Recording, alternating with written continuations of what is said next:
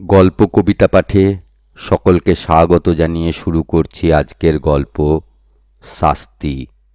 লেখক রবীন্দ্রনাথ ঠাকুর।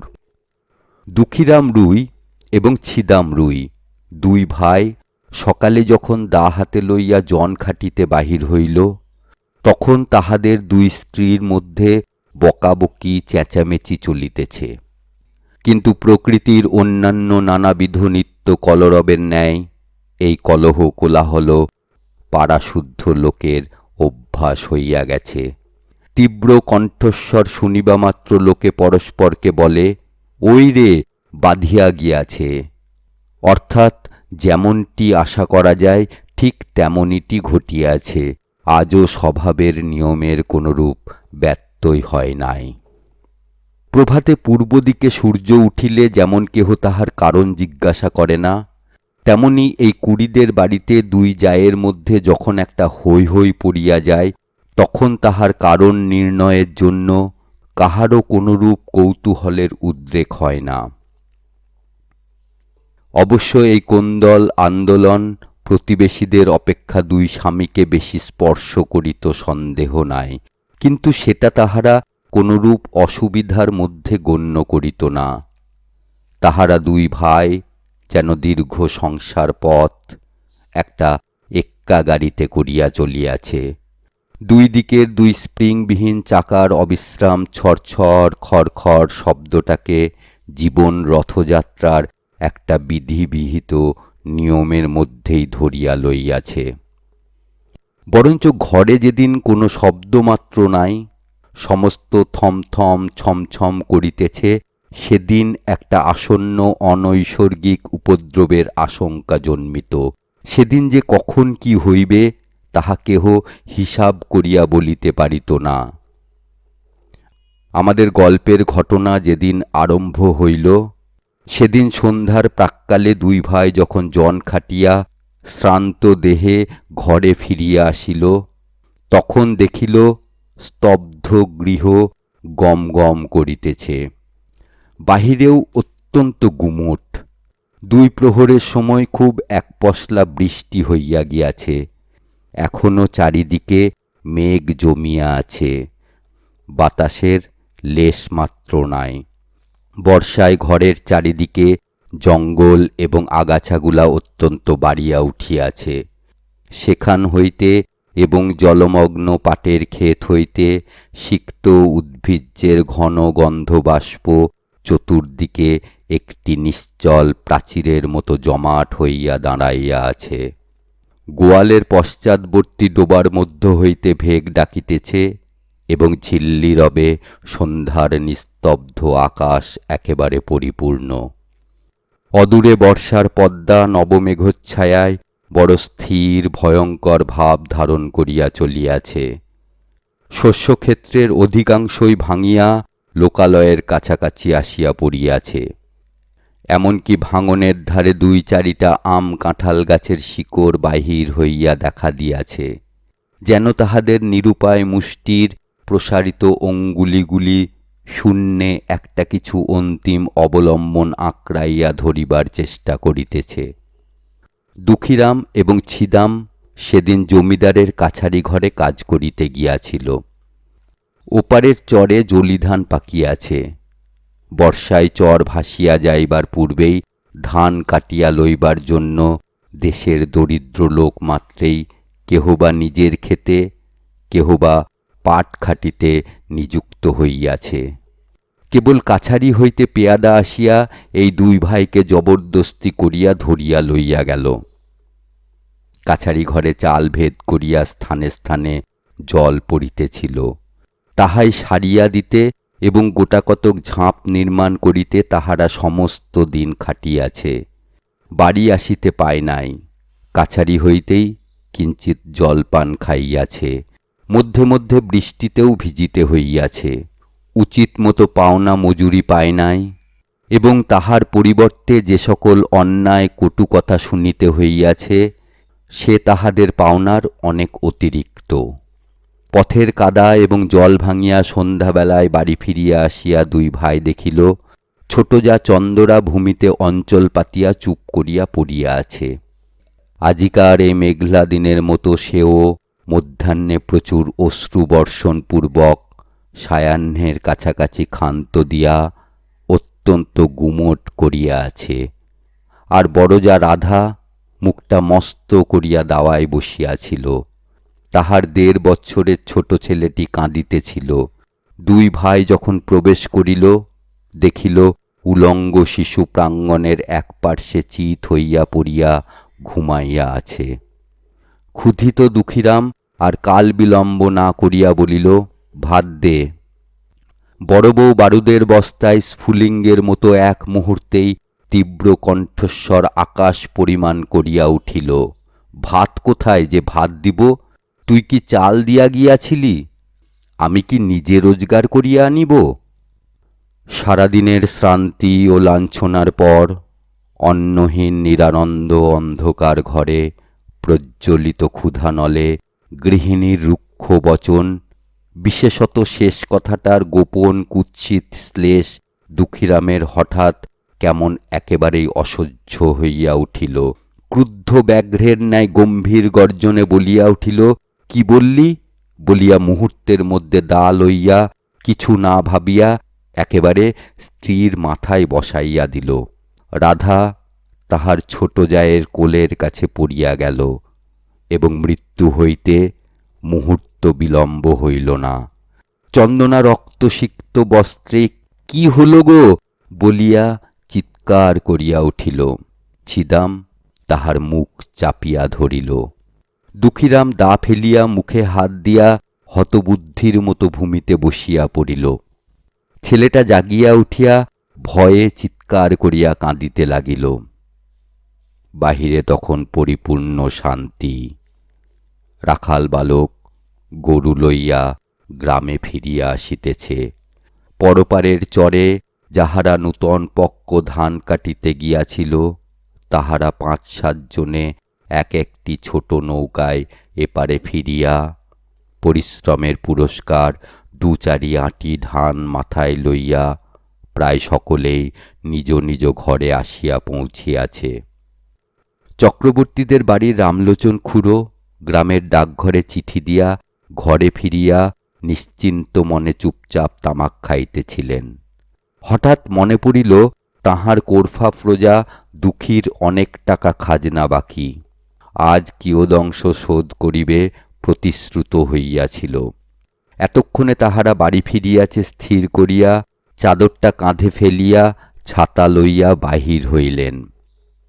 কুড়িদের বাড়িতে ঢুকিয়া তাহার গা ছমছম করিয়া উঠিল। দেখিলেন ঘরে প্রদীপ জ্বালা হয় নাই। অন্ধকার দাওয়ায় 2-4টা অন্ধকার মূর্তি অস্পষ্ট দেখা যাইতেছে। রহিয়া রহিয়া দাওয়ার এক কোণ হইতে একটা অস্ফুট রোদন উচ্ছ্বসিত হইয়া উঠিতেছে এবং ছেলেটা যত মা মা বলিয়া কাঁদিয়া উঠিতে চেষ্টা করিতেছে, ছিদাম তাহার মুখ চাপিয়া ধরিতেছে। রামলোচন কিছু ভীতু হইয়া জিজ্ঞাসা করিলেন, দুঃখী আছিস নাকি? দুঃখী এতক্ষণ প্রস্তর মূর্তির মতো নিশ্চল হইয়া বসিয়াছিল। তাহার নাম ধরিয়া ডাকিবা মাত্র একেবারে অবোধ বালকের মতো উচ্ছ্বসিত হইয়া কাঁদিয়া উঠিল। ছিদাম তাড়াতাড়ি দাওয়া হইতে অঙ্গনে নামিয়া চক্রবর্তীর নিকটে আসিল। চক্রবর্তী জিজ্ঞাসা করিলেন, মাগিরা বুঝি ঝগড়া করিয়া বসিয়া আছে? আজ তো সমস্ত দিনই চিৎকার শুনিয়াছি। এতক্ষণ ছিদাম কিংকর্তব্য কিছুই ভাবিয়া উঠিতে পারে নাই। নানা অসম্ভব গল্প তাহার মাথায় উঠিতেছিল। আপাতত স্থির করিয়াছিল রাত্রি কিঞ্চিৎ অধিক হইলে মৃতদেহ কোথাও সরাইয়া ফেলিবে। ইতিমধ্যে যে চক্রবর্তী আসিয়া উপস্থিত হইবে এ সে মনেও করে নাই। ফস করিয়া কোনো উত্তর যোগাইল না। বলিয়া ফেলিল, হ্যাঁ, আজ খুব ঝগড়া হইয়া গিয়াছে। চক্রবর্তী দাওয়ার দিকে অগ্রসর হইবার উপক্রম করিয়া বলিল, কিন্তু সেজন্য দুঃখী কাঁদে কেন রে? ছিদাম দেখিল আর রক্ষা হয় না। হঠাৎ বলিয়া ফেলিল, ঝগড়া করিয়া ছোট বউ বড় বউয়ের মাথায় এক দায়ের কোপ বসাইয়া দিয়াছে। উপস্থিত বিপদ ছাড়া যে আর কোনো বিপদ থাকিতে পারে এ কথা সহজে মনে হয় না। ছিদাম তখন ভাবিতেছিল, ভীষণ সত্যের হাত হইতে কি করিয়া রক্ষা পাইব। মিথ্যা যে তদপেক্ষা ভীষণ হইতে পারে তাহা তাহার জ্ঞান হইল না। রামলোচনের প্রশ্ন শুনিবামাত্র তাহার মাথায় তৎক্ষণাৎ একটা উত্তর জোগাইল এবং তৎক্ষণাৎ বলিয়া ফেলিল। রামলোচন চমকিয়া উঠিয়া কহিল, অ্যাঁ, বলিস কি, মরে নাই তো? ছিদাম কহিল, মরিয়াছে বলিয়া চক্রবর্তীর পা জড়াইয়া ধরিল। চক্রবর্তী পালাইবার পথ পায় না। ভাবিল, রাম রাম, সন্ধ্যাবেলায় এ কি বিপদেই পড়িলাম। আদালতে সাক্ষ্য দিতে দিতেই প্রাণ বাহির হইয়া পড়িবে। ছিদাম কিছুতেই তাহার পা ছাড়িল না। কহিল, দাদা ঠাকুর, এখন আমার বউকে বাঁচাইবার কি উপায় করি? মামলা মোকদ্দমার পরামর্শে রামলোচন সমস্ত গ্রামের প্রধানমন্ত্রী ছিলেন। তিনি একটু ভাবিয়া বলিলেন, দেখ, ইহার এক উপায় আছে।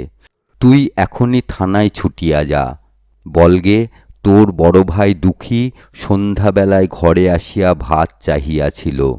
ভাত প্রস্তুত ছিল না বলিয়া স্ত্রীর মাথায় দা বসাইয়া দিয়াছে। আমি নিশ্চয় বলিতেছি, এ কথা বলিলে ছুরিটা বাঁচিয়া যাইবে। ছিদামের কণ্ঠ শুষ্ক হইয়া আসিল।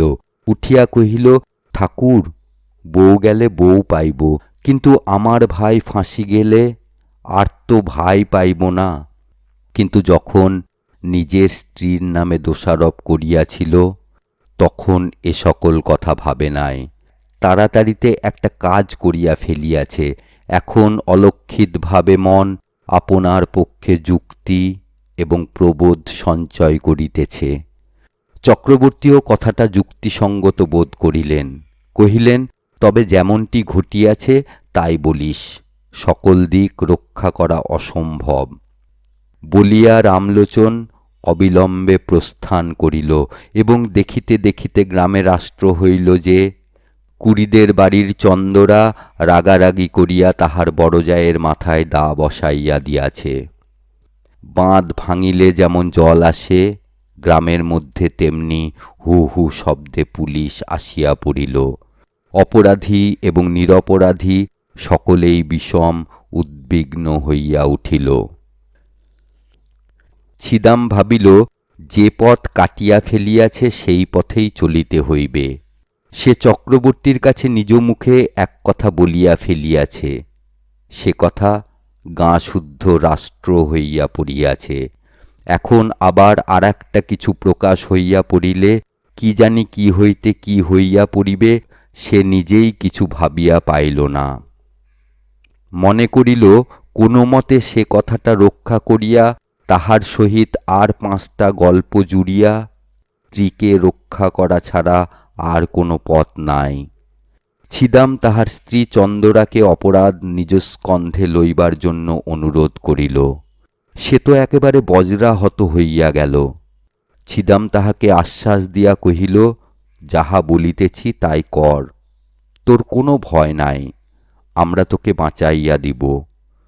আশ্বাস দিল বটে, কিন্তু গলা শুকাইল, মুখ পাংশুবর্ণ হইয়া গেল।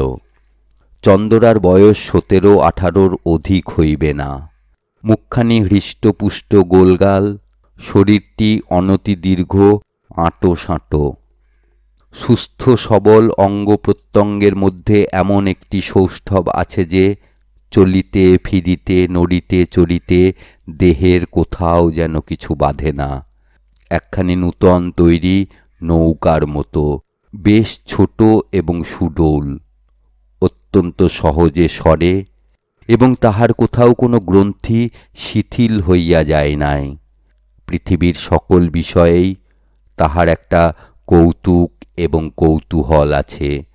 পাড়ায় গল্প করিতে যাইতে ভালোবাসে এবং কুম্ভকক্ষে ঘাটে যাইতে আসিতে 2 অঙ্গুলি দিয়া ঘোমটা ঈষৎ ফাঁক করিয়া উজ্জ্বল চঞ্চল ঘনকৃষ্ণ চোখ দুটি দিয়া পথের মধ্যে দর্শনযোগ্য যাহা কিছু সমস্ত দেখিয়া লয়। বড় বউ ছিল ঠিক ইহার উল্টা। অত্যন্ত এলোমেলো, ঢিলেঢালা, অগোছালো। মাথার কাপড়, কোলের শিশু, ঘরকন্নার কাজ কিছুই সে সামলাইতে পারিত না। হাতে বিশেষ একটা কিছু কাজও নাই, অথচ কোনো কালে যেন সে অবসর করিয়া উঠিতে পারে না। ছোট যা তাহাকে অধিক কিছু কথা বলিত না, মৃদুস্বরে দুই একটা তীক্ষ্ণ দংশন করিত। আর সে হাও হাও দাও দাও করিয়া রাগিয়া মাগিয়া বকিয়া ঝকিয়া সারা হইত এবং পাড়াশুদ্ধ অস্থির করিয়া তুলিত। এই দুই জুড়ি স্বামী স্ত্রীর মধ্যেও স্বভাবের একটা আশ্চর্য ঐক্য ছিল। দুঃখীরাম মানুষটা কিছু বৃহদায়তনের, হাড়গুলা খুব চওড়া, নাসিকা খর্ব, দুটি চক্ষু এই দৃশ্যমান সংসারকে যেন ভালো করিয়া বোঝে না, অথচ ইহাকে কোনরূপ প্রশ্ন করিতেও চায় না। এমন নিরীহ অথচ ভীষণ, এমন সবল অথচ নিরুপায় মানুষ অতি দুর্লভ। আর ছিদামকে একখানি চকচকে কালো পাথরে কে যেন বহু যত্নে কুঁদিয়া গড়িয়া তুলিয়াছে, লেশমাত্র বাহুল্য বর্জিত এবং কোথাও যেন কিছু টোল খায় নাই। প্রত্যেক অঙ্গটি বলের সহিত নৈপুণ্যের সহিত মিশিয়া অত্যন্ত সম্পূর্ণতা লাভ করিয়াছে। নদীর উচ্চ পার হইতে লাফাইয়া পড়ুক, লগি দিয়া নৌকা ঠেলুক, বাঁশ গাছে চড়িয়া বাছিয়া বাছিয়া কঞ্চি কাটিয়া আনুক, সকল কাজেই তাহার একটি পরিমিত পরিপাট্য, একটি অবলীলাকৃত শোভা প্রকাশ পায়। বড় বড় কালো চুল তেল দিয়া কপাল হইতে যত্নে আঁচড়াইয়া তুলিয়া কাঁধে আনিয়া ফেলিয়াছে। বেশভূষা সাজসজ্জায় বিলক্ষণ একটু যত্ন আছে।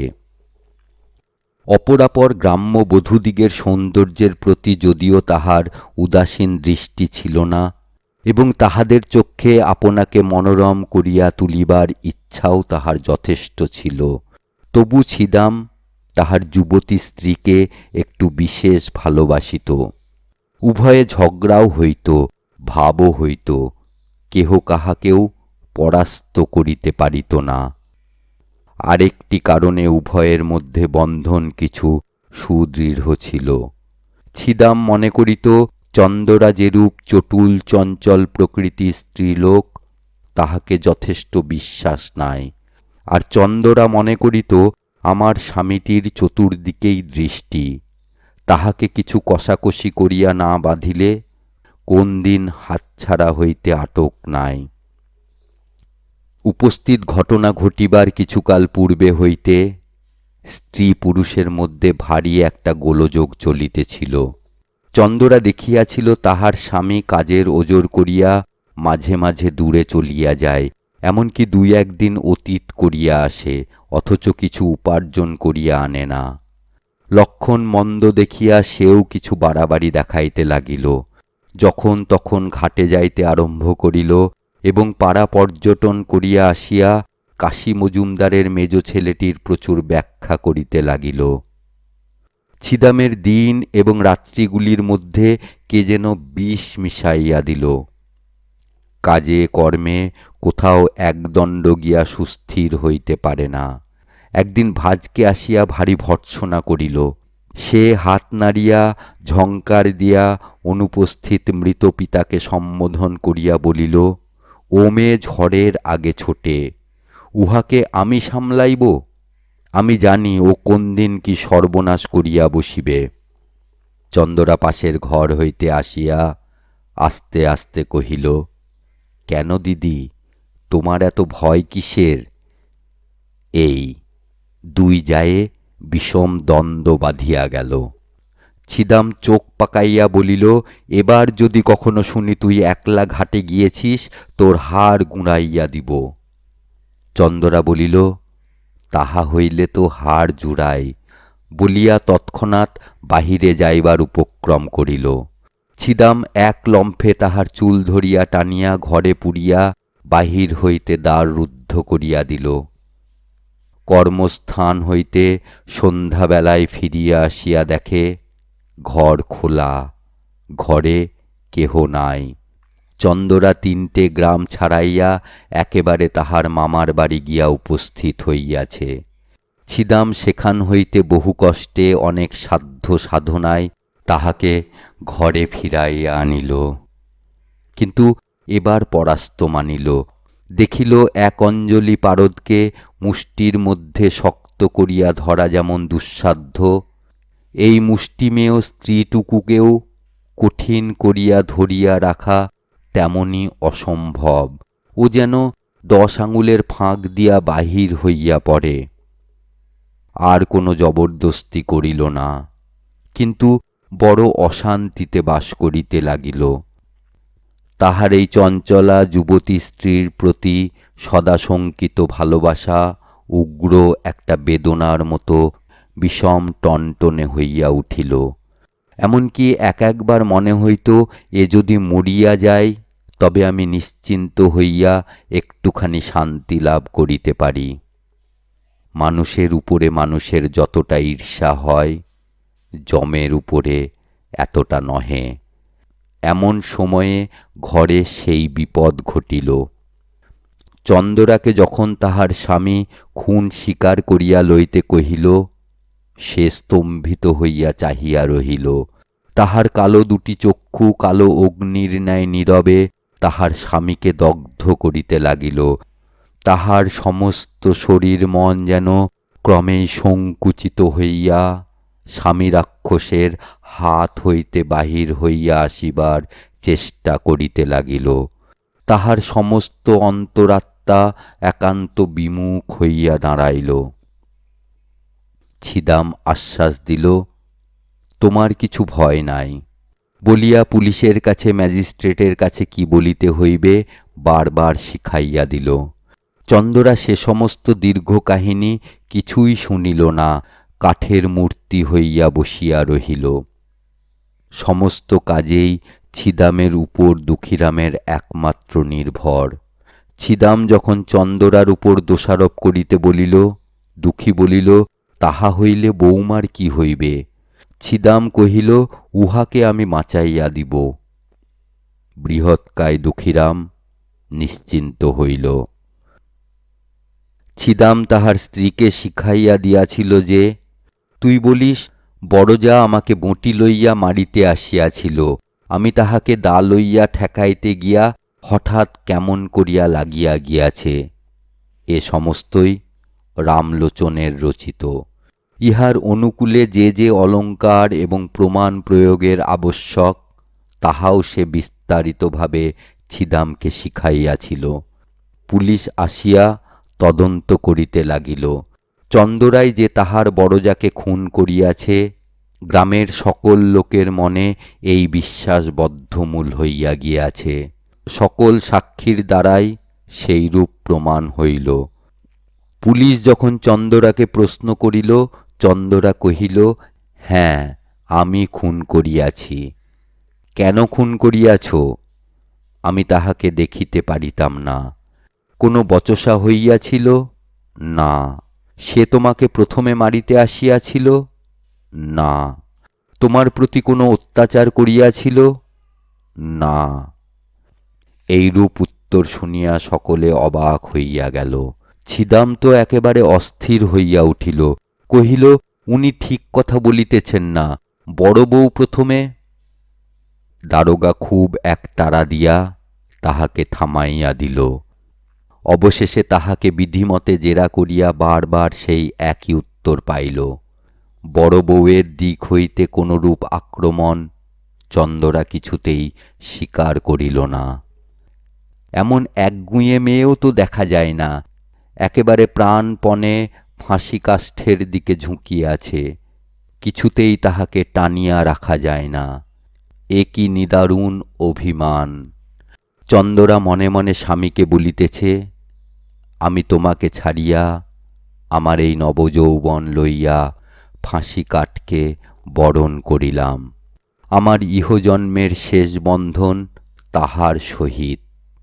বন্দিনী হইয়া চন্দরা একটি নিরীহ ক্ষুদ্র চঞ্চল কৌতুক প্রিয় গ্রামবধূ চিরপরিচিত গ্রামের পথ দিয়া, রথতলা দিয়া, হাটের মধ্য দিয়া, ঘাটের প্রান্ত দিয়া, মজুমদারদের বাড়ির সম্মুখ দিয়া পোস্ট অফিস এবং স্কুল ঘরের পার্শ্ব দিয়া, সমস্ত পরিচিত লোকের চক্ষের উপর দিয়া কলঙ্কের ছাপ লইয়া চিরকালের মতো গৃহ ছাড়িয়া চলিয়া গেল।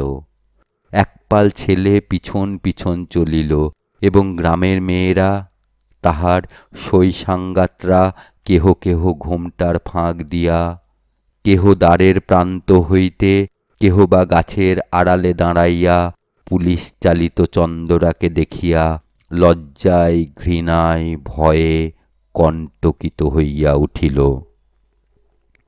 ডেপুটি ম্যাজিস্ট্রেটের কাছেও চন্দরা দোষ স্বীকার করিল, এবং খুনের সময় বড় বউ যে তাহার প্রতি কোনরূপ অত্যাচার করিয়াছিল তাহা প্রকাশ হইল না।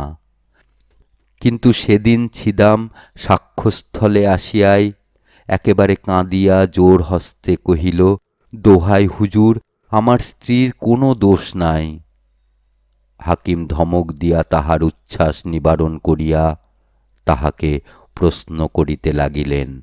সে একে একে সত্য ঘটনা প্রকাশ করিল। হাকিম তাহার কথা বিশ্বাস করিলেন না, কারণ প্রধান বিশ্বস্ত ভদ্র সাক্ষী রামলোচন কহিল, খুনের অনতিবিলম্বেই আমি ঘটনাস্থলে উপস্থিত হইয়াছিলাম। সাক্ষী ছিদাম আমার নিকট সমস্ত স্বীকার করিয়া আমার পা জড়াইয়া ধরিয়া কহিল, বউকে কি করিয়া উদ্ধার করিব আমাকে যুক্তি দিন। আমি ভালো মন্দ কিছুই বলিলাম না। সাক্ষী আমাকে বলিল, আমি যদি বলি আমার বড় ভাই ভাত চাহিয়া ভাত পায় নাই বলিয়া রাগের মাথায় স্ত্রীকে মারিয়াছে, তাহা হইলে সে কি রক্ষা পাইবে? আমি কহিলাম, খবরদার হারামজাদা, আদালতে এক বর্ণও মিথ্যা বলিস না, এত বড় মহাপাপ আর নাই, ইত্যাদি। রামলোচন প্রথমে চন্দরাকে রক্ষা করিবার উদ্দেশ্যে অনেকগুলা গল্প বানাইয়া তুলিয়াছিল, কিন্তু যখন দেখিল চন্দরা নিজে বাঁকিয়া দাঁড়াইয়াছে, তখন ভাবিল, ওরে বাপরে, শেষকালে কি মিথ্যা সাক্ষ্যের দায়ে পড়িব? যেটুকু জানি সেটুকু বলা ভালো, এই মনে করিয়া রামলোচন যাহা জানে তাহাই বলিল, বরঞ্চ তাহার চেয়েও কিছু বেশি বলিতে ছাড়িল না। ডেপুটি ম্যাজিস্ট্রেট সেশনে চালান দিলেন। ইতিমধ্যে চাষবাস, হাট বাজার, হাসি কান্না, পৃথিবীর সমস্ত কাজ চলিতে লাগিল, এবং পূর্ব বৎসরের মতো নবীন ধান্যক্ষেত্রে শ্রাবণের অবিরল বৃষ্টিধারা বর্ষিত হইতে লাগিল। পুলিশ আসামি এবং সাক্ষী লইয়া আদালতে হাজির। সম্মুখবর্তী মুন্সেপের কোর্টে বিস্তর লোক নিজ নিজ মোকদ্দমার অপেক্ষায় বসিয়া আছে। রন্ধনশালার পশ্চাৎবর্তী একটি ডোবার অংশ বিভাগ লইয়া কলিকাতা হইতে এক উকিল আসিয়াছে, এবং তদুপলক্ষে বাদীর পক্ষে ৩৯ জন সাক্ষী উপস্থিত আছে। কত শত লোক আপন আপন কড়াগণ্ডা হিসাবের চুলচেরা মীমাংসা করিবার জন্য ব্যগ্র হইয়া আসিয়াছে। জগতে আপাতত তদপেক্ষা গুরুতর আর কিছুই উপস্থিত নাই, এইরূপ তাহাদের ধারণা। ছিদাম বাতায়ন হইতে এই অত্যন্ত ব্যস্ত সমস্ত প্রতিদিনের পৃথিবীর দিকে এক দৃষ্টে চাহিয়া আছে, সমস্তই স্বপ্নের মতো বোধ হইতেছে। কম্পাউন্ডের বৃহৎ বটগাছ হইতে একটি কোকিল ডাকিতেছে, তাহাদের কোনরূপ আইন আদালত নাই। চন্দরা জজের কাছে কহিল, ওগো সাহেব, এক কথা আর বারবার কতবার করিয়া বলিব? জজ সাহেব তাহাকে বুঝাইয়া বলিলেন, তুমি যে অপরাধ স্বীকার করিতেছ তাহার শাস্তি কি জানো? চন্দরা কহিল, না। জজ সাহেব কহিলেন, তাহার শাস্তি ফাঁসি। চন্দরা কহিল, ওগো তোমার পায়ে পড়ি, তাই দাও না সাহেব, তোমাদের যাহা খুশি করো, আমার তো আর সহ্য হয় না। যখন ছিদামকে আদালতে উপস্থিত করিল, চন্দরা মুখ ফিরাইল। জজ কহিলেন, সাক্ষীর দিকে চাহিয়া বলো, এ তোমার কে হয়? চন্দরা দুই হাতে মুখ ঢাকিয়া কহিল, ও আমার স্বামী হয়। প্রশ্ন করিল, ও তোমাকে ভালোবাসে না? উত্তর, উহ, ভারী ভালোবাসে। প্রশ্ন, তুমি উহাকে ভালোবাসো না? উত্তর, খুব ভালোবাসি। ছিদামকে যখন প্রশ্ন হইল, ছিদাম কহিল, আমি খুন করিয়াছি। প্রশ্ন, কেন? ছিদাম, ভাত চাহিয়াছিলাম, বড় বউ ভাত দেয় নাই। দুঃখীরাম সাক্ষ্য দিতে আসিয়া মূর্ছিত হইয়া পড়িল। মূর্ছাভঙ্গের পর উত্তর করিল, সাহেব, খুন আমি করিয়াছি। কেন? ভাত চাহিয়াছিলাম, ভাত দেয় নাই। বিস্তর জেরা করিয়া এবং অন্যান্য সাক্ষ্য শুনিয়া জজ সাহেব স্পষ্ট বুঝিতে পারিলেন, ঘরের স্ত্রীলোককে ফাঁসির অপমান হইতে বাঁচাইবার জন্য ইহারা দুই ভাই অপরাধ স্বীকার করিতেছে। কিন্তু চন্দরা পুলিশ হইতে সেশন আদালত পর্যন্ত বরাবর এক কথা বলিয়া আসিতেছে, তাহার কথার তিলমাত্র নড়চড় হয় নাই। দুইজন উকিল স্বেচ্ছাপ্রবৃত্ত হইয়া তাহাকে প্রাণদণ্ড হইতে রক্ষা করিবার জন্য বিস্তর চেষ্টা করিয়াছে, কিন্তু অবশেষে তাহার নিকট পরাস্ত মানিয়াছে। যেদিন একরত্তি বয়সে একটি কালোকোলো ছোটোখাটো মেয়ে তাহার গোলগাল মুখটি লইয়া খেলার পুতুল ফেলিয়া বাপের ঘর হইতে শ্বশুর ঘরে আসিল, সেদিন রাত্রে শুভলগ্নের সময় আজিকার দিনের কথা কে কল্পনা করিতে পারিত? তাহার বাপ মরিবার সময় এই বলিয়া নিশ্চিন্ত হইয়াছিল যে, যাহা হোক, আমার মেয়েটির একটি সদ্গতি করিয়া গেলাম। জেলখানায় ফাঁসির পূর্বে দয়ালু সিভিল সার্জন চন্দরাকে জিজ্ঞাসা করিল, কাহাকেও দেখিতে ইচ্ছা করো? চন্দরা কহিল, একবার আমার মাকে দেখিতে চাই। ডাক্তার কহিল, তোমার স্বামী তোমাকে দেখিতে চায়, তাহাকে কি ডাকিয়া আনিব? চন্দরা কহিল, মরণ।